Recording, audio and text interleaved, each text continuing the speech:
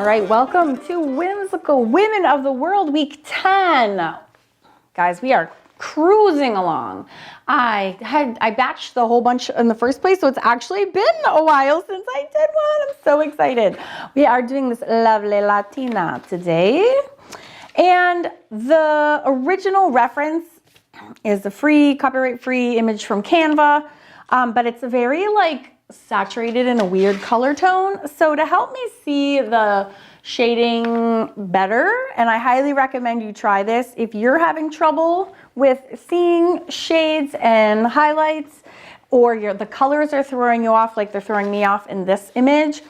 Print yourself out a black and white copy, because then you can see exactly where all the shading is. My little hot tip. That's also why some people asked me when I published my How to Draw and Find Your Style book. I actually did the whole book in black and white because that's how you can learn your shading and shadow way better, because you can see super clearly what's dark and what's light.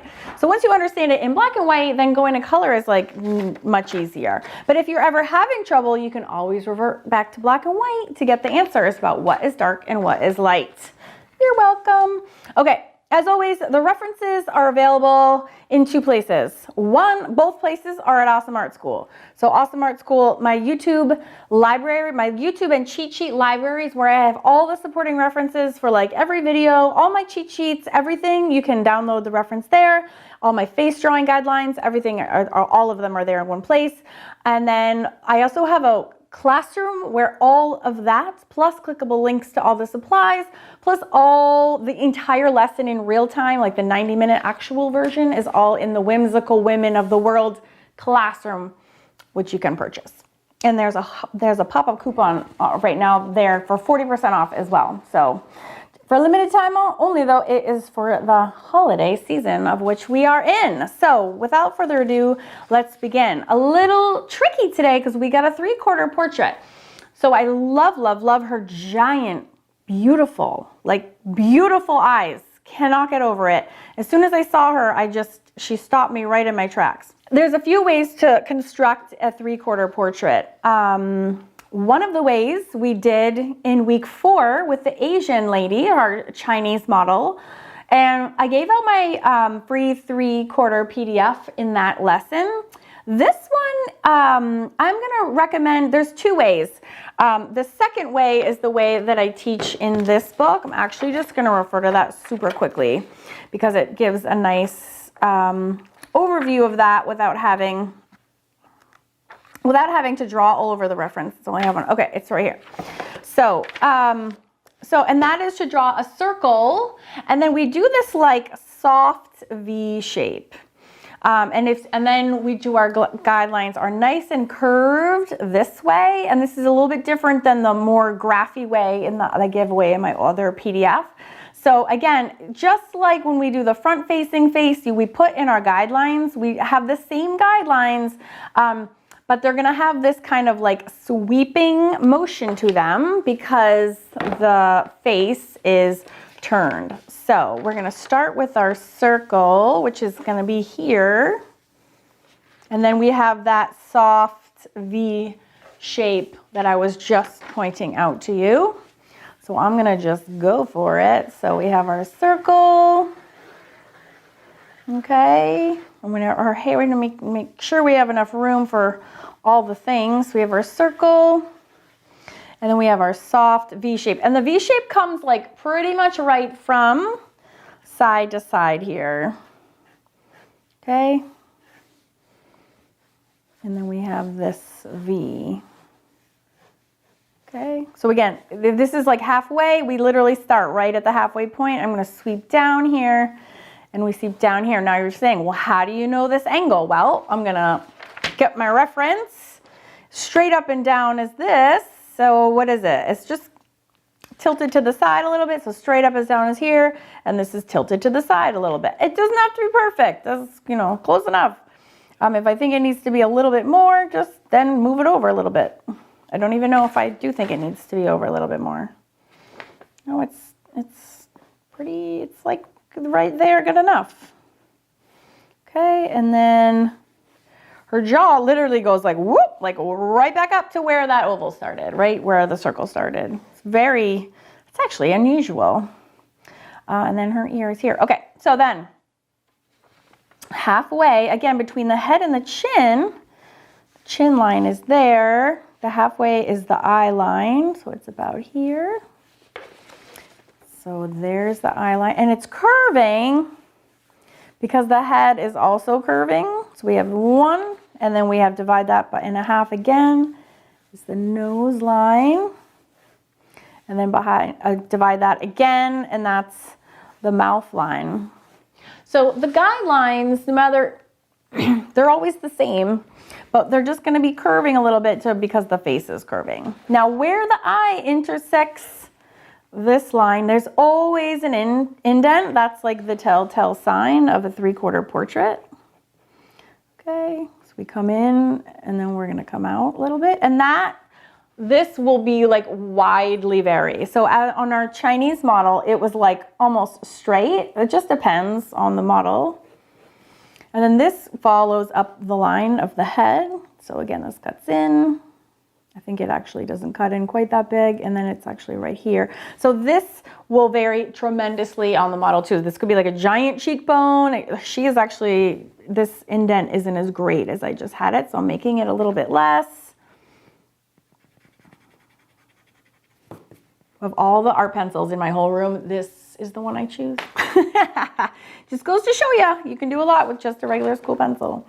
All right, so this is almost a whole straight line, and then she's got this little teeny tiny bump out for the chin, little bump out for the chin. She's a little chin. And then again, this kind of just swoops back up pretty quickly. All right, so now we need to do the nose line. And as you can see, and again, this is page 211 for those who have this book. This line is also curved. So this was a straight shot front-facing face. This would be straight up and down. But again, we have this curve. So we're going to be going this way. And they're just very gentle. But it's funny, like no matter kind of what nationality or ethnicity, these proportions don't really change. Fascinating, isn't it? That's why it's like faces are so learnable, is because they don't vary that much from person to person.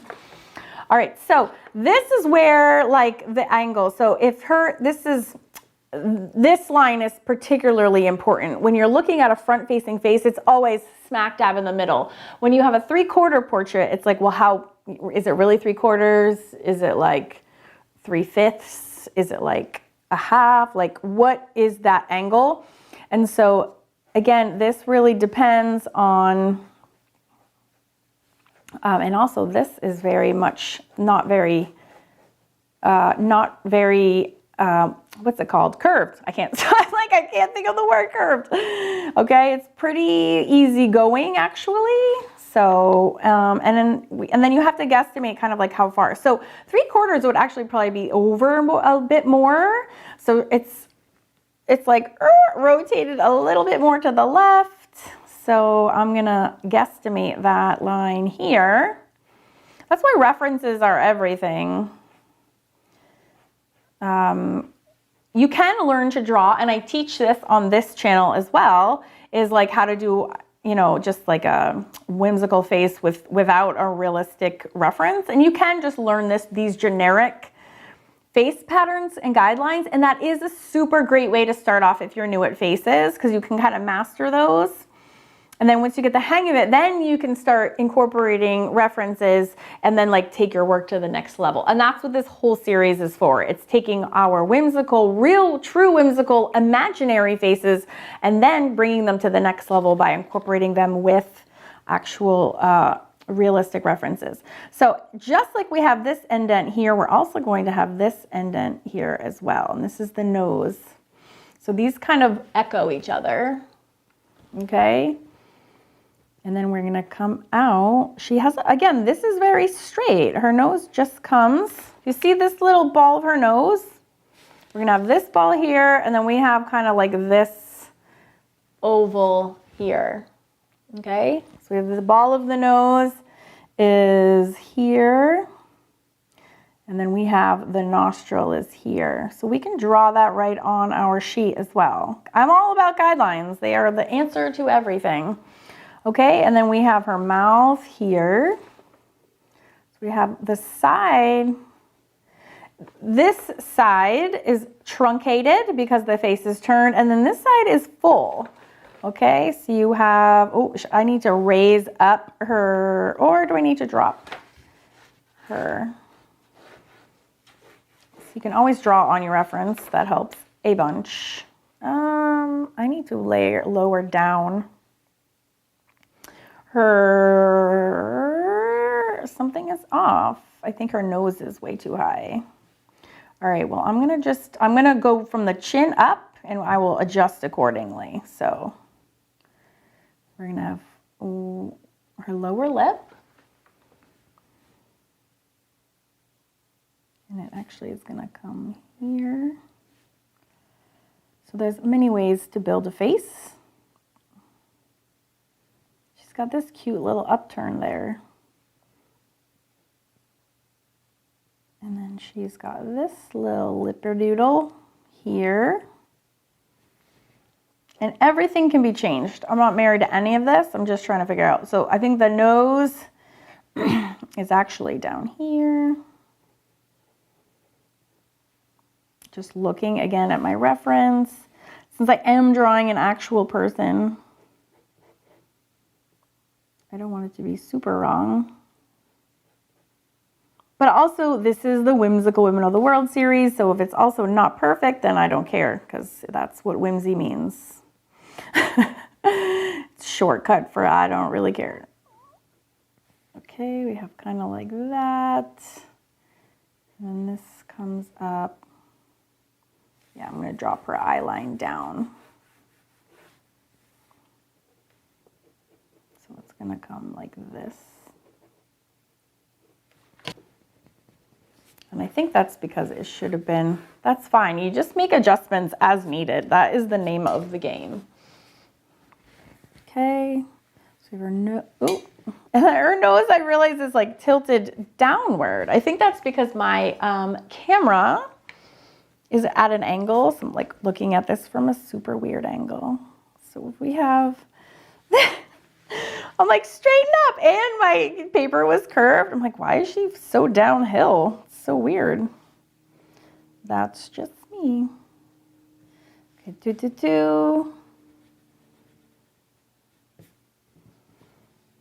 And then this. It still looks like she's facing downwards. That's funny. Okay, and then here, and then remember we have these angles are mirroring each other. I think this angle is actually, remember how I had it out and then I moved it back? I think I had it right the first time. That also happens a lot. I feel like usually my gut is the right, and then I second guess myself, and then I'm like, oh, I should have just left it there. But look at that, you just erase as many times as you need to. And trust me, there's a lot of erasing in my world. It's all good. And this is being like super futzy anyways. Ooh. Okay, and then the eye is down here now. And the eye always like almost hits that nose bridge. That's like actually normal. Okay, zoom in.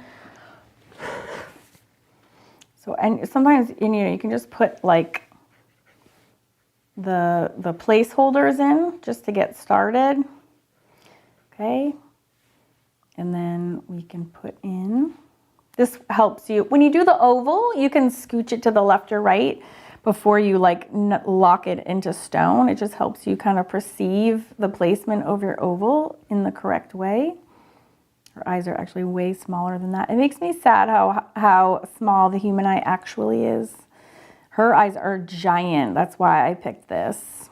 It took me 4 hours to find a picture that I liked. People, I feel so bad because so many of you send me reference suggestions and I feel awful not taking every single one of them. But the truth of the matter is it takes me hours because there's just these specific, super specific things that I'm looking for that like have to kind of be present for me to use it as a reference. It's much harder than you would imagine. All right, so I'm having this nose swoop and this eye is like almost touching it. That's where that's where the tear duct is. And these need to be even. So just double check that. So many times I think I am doing it right and I don't. And I'll just have to scooch it later. Which, again, no big deal if you do. Happens to me literally all the time. She just has these beautiful, giant eyelids. Okay, and then again, that goes right to that line.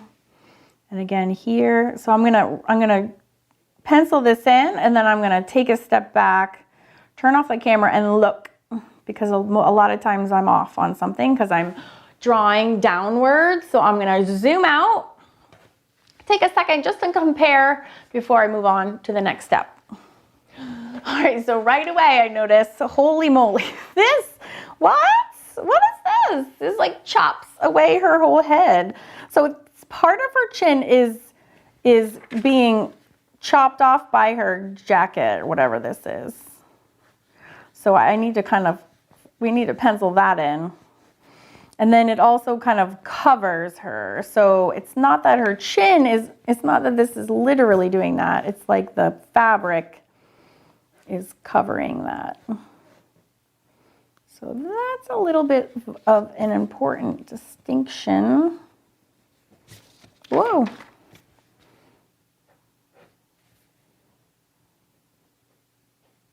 And there's just like the smallest little bump out at her chin. There's a lot of fun shading there that I can't wait to do. It's not quite that big and bulbous.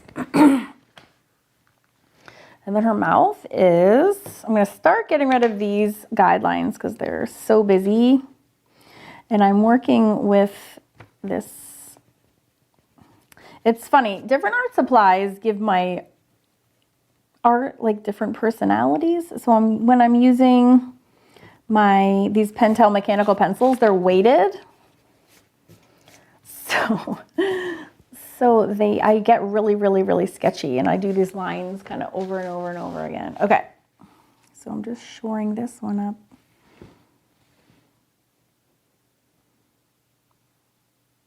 This one comes around. That gets filled in. That looks weird.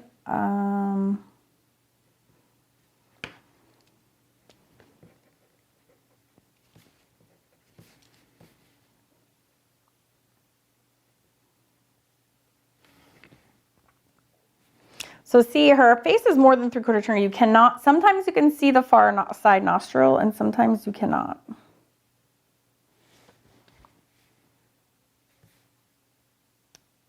See, now her nose looks too short. My apologies, but I'm only human. And sometimes you just need to erase 50,000 times, you know? It's not far off.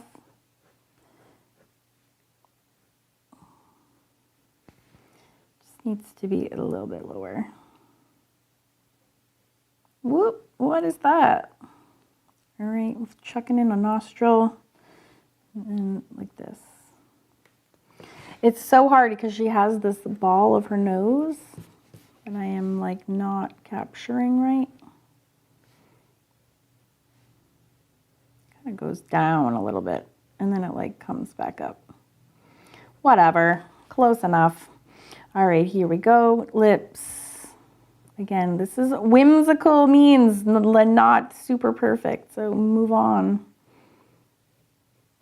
You know, the downside of all my experience is that it's making me into a nitpicky artist, and I hate that, actually. It's kind of the worst. I was never a nitpicker, and now I feel like the better I get, the more nitpicky I am, and I think it's not, that's not like a positive quality, actually, because then I get like, it just slows me up and it takes forever. And then I'm not actually even teaching as well either because I'm like so busy futzing and making changes, and that kind of sucks to watch from a student's perspective. So I'm gonna need to watch that. Go back to who cares, Karen. It's like normally my philosophy. All right, so we have our coat, which is wrapping behind her Her ear, this was the old guideline, is right about there. But this relationship we have to just kind of keep our eye on. So we have her nose, whatever that I'm futzing and futzing over. But here's the ball. We have the, you know what? You know what it is? It's because the nose, as I should know this, is made up of shadows. And so without the shadows, when you're doing just the line work of it, looks weird. And that's because the nose is not made out of lines. It's made out of shadows. So in strictly speaking, this line work, you know what I'm saying? Like that's, I think, what makes it so weird. All right.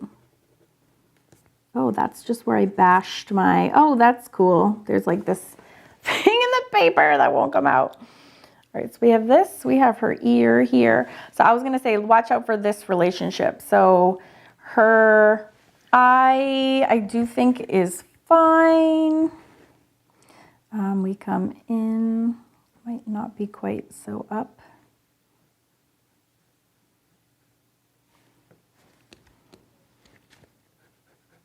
She has amazing makeup that I cannot wait to draw. Ah. Okay, we have this. And sometimes I'll chuck the iris in just to, it helps me see like how right or how wrong I am. Just bought a new circle template. I do highly recommend using one of these. It just helps you figure out how far off you are or how far on you are. Excuse my head for just a sec while I just get a good size iris picked out. Maybe one bigger. When I'm doing my whimsical girls, I tend to go a little bit bigger.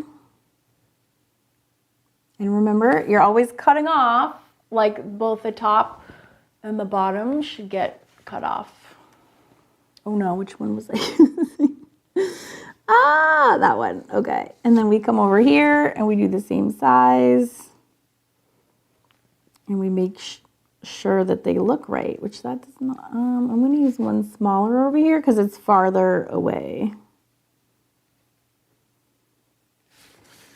Okay. God, her eyes are humongous. I love her. This one is even bigger. Yes. Twink. That goes in here, and then there's like the wet line. Oh, I cannot wait to color her. She's so cool. Yeah, she was the hardest reference to find. I've been looking forever for a, just like a face that has, I don't know. I mean, I think it's just overwhelming because the internet is just filled. Now this eye looks like, hey, and this one's like not looking like that. But this is what it appears to me to be doing. That's interesting. I'm gonna just cut that off a little. See, again, I'm getting really futzy. I'm gonna make this a little bit bigger. Just to match the other one. And then she does have also has the eye makeup. But I'm trying to make it match so they don't look so random, even if it's not like perfect to the reference, whatever. Okay, and then she has this gorgeous eyelid. Yeah, and I feel bad. I've had a couple people trying to find me like a Latina reference, and I like just couldn't say yes to any of them. And then I saw her and I like stopped dead in my tracks and I was like, yep, that's the one. I think this is also the problem. That's why it's good to chuck those in there early. Really helps you a lot. This is too big.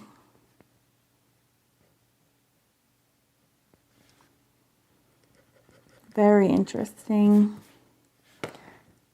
Get rid of all this extraneous stuff. The hardest part is the drawing. The easy part is the coloring. Whoop. And then it's cool because she has got this big makeup on. It's also what's kind of throwing me off All right, this little wet line is this line that goes just under the eye. And then it comes to like a point. All right, and this, yep, and this, and then her eyebrows are amazing and fluffy creatures that sit, so they're kind of this direction. They are pretty, they're pretty, there's a lot going on with these eyebrows. Okay, so she's got them going this way, but then also this way. And then also this way. I'm doing it super light because I think we're gonna have to end up doing these in marker anyways. Yeah, there's a lot happening there. Kind of something like that. And then this, from this angle, we're just gonna see like that. Just gonna squiggle in some caterpillars for sure to get us started. And then I think she will look a lot better once she has some hair. All right, so I'm gonna zoom out. Once again, I zoom out, do like a double check, like how are we doing? Because if you don't do that, you get way too far lost sometimes, and then you can't, things can't be saved. Again, we have this, I think that's just up behind her, whatever the heck she's wearing. And then her nose comes up to her ear again. There's an ear back here. All right, so let's gonna shape in her hair. This. Now, but however, this spacing isn't, I think, as far back as I have it. So let's see, if her hair is, we're gonna come up in here. Kind of comes over here. Oh, that looks about right. Because her eyebrow is very lengthy. I'm just looking at her proportions here. Shaving off a little bit of her head. I still don't know what the heck that spot is. That's a nightmare. Awesome. And then her top, her like, she has like a willow, what's that called? A widow's peak, kind of in the middle. So, and then her hair will kind of goes in this direction. So the first thing you do is just kind of like pop in the shape a little bit. And also the directionality. So this is like whisked over, right? This is all going this way. But her hairline is, actually it's much forward than that, come to think of it, because you don't see too much of her. Oh my God, what is that? It's like ink. I'm gonna have to make nice. Well, that's gonna be dark, hopefully. I don't know what that is. Okay, so actually it's only like this. Bringing it down. And I'm just using the reference. Again, I'm eyeballing this distance. So it's, oh, I just did it again. So this way, okay, it's her hairline is down super far. Okay, cool, we're just moving it. That's why it's always good to like take a step back, just double check, better get this done now than when it's too late. Okay, and then over here we have this little, whee, oh, now she's starting to come together. She just needed some hair. Okay, so we have this, and remember, hair has so much volume. It's so much more volume than you think. It's up and over that head circle every time. Okay, so, oh yes, girl. She just like came to life all of a sudden. That was a struggle. Oh, and I'm noticing now her eyebrow is going this, should go this way. So once again, take a step back, assess. If you need to fix something, no worries, just fix it. I'm gonna make this go in more at her eye. I don't think her bump was enough in. So I'm just chopping off that little bit right there. Okay, so again, take a step back, reassess. Whatever the heck ink is on your paper that you didn't put there or have no memory of putting there, just ignore it. And I know a lot of people that would be like devastating, but honestly, you know, schnizzle just happens sometimes. Don't even worry about it. It all comes together eventually, somehow, magically. Okay, just keep going. Don't let that little stuff get you down. And there's another little fun goodie on the paper that I don't know what that is. And also, it's also there. What is happening? I don't know. There's all these little flicks. I don't know where they're coming from. All right, stand back, reassess, look at relationships. How is this? Is this an okay situation? Is this the right space? Whoop. So she's gonna have makeup coming out to like here. Okay, and then this is like, I feel like this needs to come in a little bit more. And then come back. Her cheekbone is gonna be about here. She's got her fun, weird face shape going on. With, again, this is gonna meet right up with her coat / blanket she's harboring. Hair. The ear, I feel like the ear, no, the ear is fine. And then that's just hair. And the hair will be coming this way. This direction stuff is weird. And then this comes out. Okay, so it's like this is her part, is here part. So this hair is going this way and this hair is all going this way. So directionality with hair is a big one because that helps it read correctly. Okay, now besides the giant black ink dot that's randomly up going on her face, the rest looks pretty good. All right, so alcohol markers, as we know, if that's what you're using in, can a lot of times smear. It can be smeary to graphite. So I'm just kind of taking a minute, and I don't really care about this because that's going to be really dark. There's some really weird futzes on her face, which I don't know what they are, and I can't seem to erase them. So, oh yeah, I wanted to fix her eyebrow. Was like doing in the wrong direction. So that was like this. And then this is this way. Now we're gonna sculpt it. There we go. Give it a little oomph. Actually, I think it comes down even lower down here. So many eyebrow situations. All right, that's better. She's a little Brooke Shields at the moment, but it'll even out once we get going with the actual markers. Shave off a little on the top. Cool, cool. Oh, I cannot wait to do her makeup and stuff. So fun. Okay. All right, my friends. Holy Moses. The drawing is always the hardest part. The coloring is the most fun. Okay. And her lips are parted a little. I just noticed. So this can be like a black inside line. She literally has like a crease right there when her lips come together, like some sort of movie character. I cannot wait. Okay. And just so you know, for whatever it's worth, I actually bought the skin set because I wanted to see what colors just came in the set. So, and actually I think I'm holding a bonus one. Yeah, I'm holding one more thing that comes in there. It comes from set D. D? E? I just bought a set.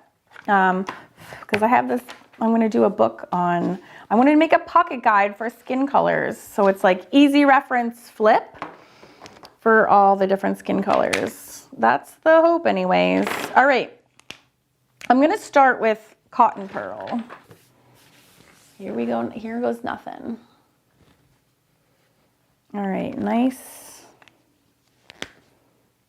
and even. Oh, I just realized. Again, I'm just trying to get rid of the extraneous marks because, as you know, they do really like to. That is really dark. It's so pretty. It like comes down and then it kind of splits. down, and then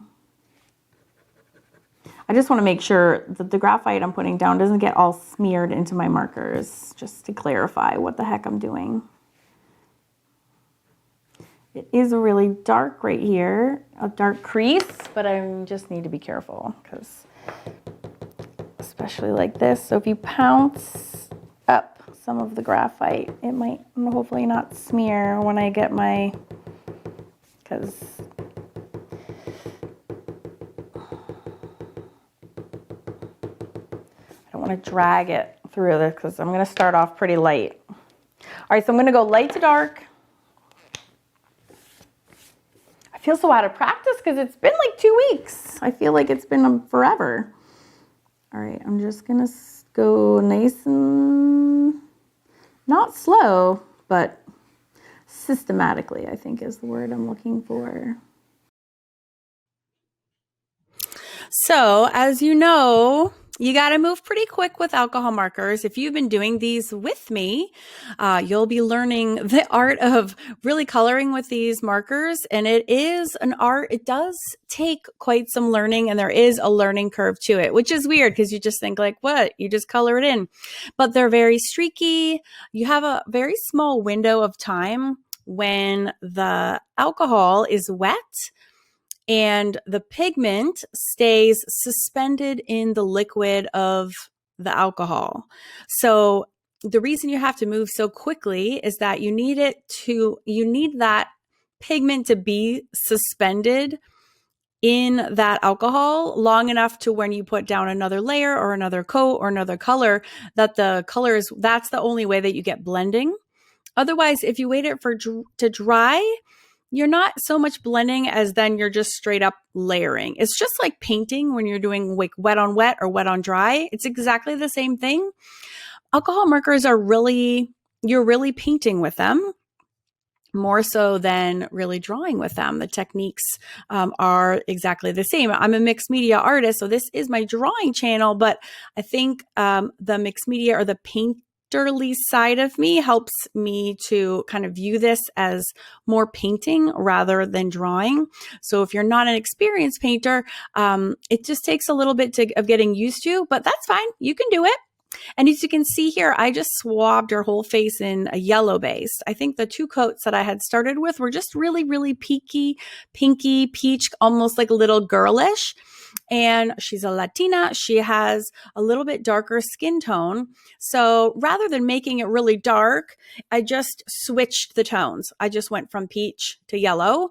And always feel free to do that. Just because you're in one color family, you start out in one color family, does not mean you need to stay there for the rest of your drawing journey. So I think it did a good job. And if you didn't like it, you could always kind of switch back. So I've taken to collecting all of the earth tones in Copics, but it's also good. And all the earth tones start with E in Copics. That's how you know. And then this is the YR family. It's like a yellow-red family. And if you notice here, I've been switching the directions. When I did that first coat of yellow, I went vertically, and this layer I'm doing horizontally. And that helps wipe out that streakiness. So if you're getting lots of streaks in one direction, then go ahead and switch. And if you notice in both of those full layer coats, I did them like her entire face top to bottom, her entire face side by side. Now, Copics are great for drawing hair because of that brush nib. Now, I know Copics are totally unaffordable for most normal people, so I highly recommend doing the Ohuhu if budget is a constraint for you. The Ohuhus are the closest brand compatible with Copics, and the reason I love them so much is just because of the brush nib. And if you see, I'm holding my hand like kind of over to the side. Lets me do like a really large swath of marker, so it's less work. And then if I keep my hand in that position and then kind of sweep it down the paper and release it, it goes on just like a paintbrush, and it looks very realistically like hair. So that's not something you can achieve with a chisel nib, which is why I I'm really picky about my markers, but I do know that Copics are crazy expensive. So I do recommend the Ohuhus because they have that coveted brush nib, which allows you to, since these are so much like paint, then the brush nib allows you to paint with them even more effectively, in my opinion.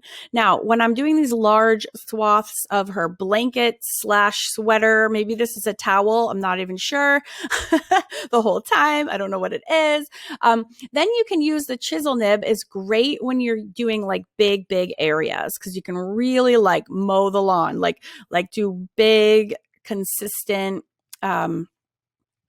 areas a little bit faster than when you're using the brush nib. Someone in my Facebook group was helping another member out saying like, you need a really light touch with alcohol markers. And I sort of kind of disagreed with them because I think for some things, yes, like her eye makeup, yes, you can have a gentle touch.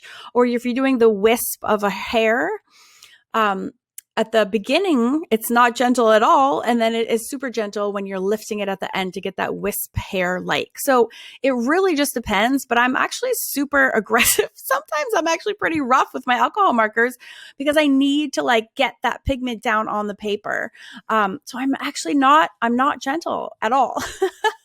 So I had to like respectfully disagree. And, yeah, so areas like this where I'm like flicking, or if you do just want like a light touch blending, again, all that power comes with that brush nib. You have the power to control it either in a light way or in a dark way. Now look at this. This is the chisel nib, okay?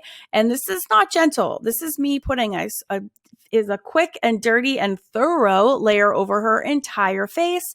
And then for these extra shaded regions, again, I'm using the brush nib to be a little bit more painterly. So you can do a lot. There's like a lot of personality and different ways you can use your marker depending on how you're holding them, what nib you're using, and what the effect on your paper is that you're trying to create. If you want the real-time lessons to all of these, I actually have them all at my art school in a classroom called Whimsical Women of the World, same name as the series. So if you're interested in grabbing the references, my face guidelines, I have guidelines for the 3/4 face.